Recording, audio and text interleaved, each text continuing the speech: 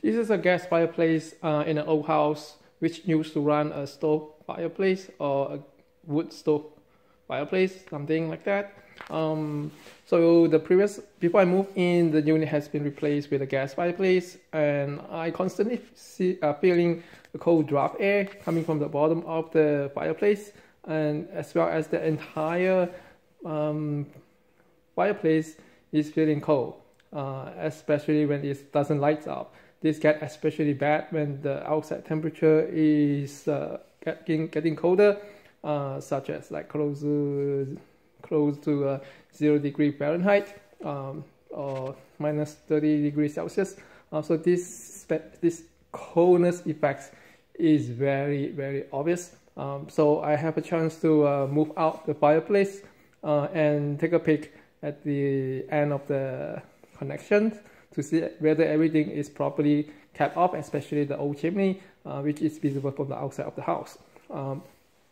So this is a fireplace installation that go back, which the contractor didn't do their proper jobs to for the installations. Let's take a peek behind the box. So I can see aluminum duct connecting, which is a black duct connecting to this gas fireplace. But look up further above the duct, I do see an opening with carbon deposits around it, which I believe should be the old chimney. So in other words, the contractor break off the old chimney, but it didn't cap it off. So you can see air is flowing through here, and this opening is much larger than the gas flex pipe that's installing.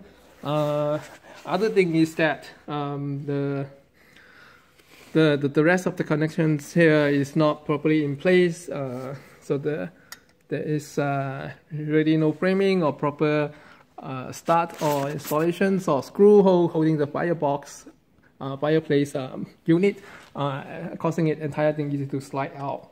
So if you happen to have a fireplace that is very cold, remember to do a check around it, especially behind it. I will end the video here.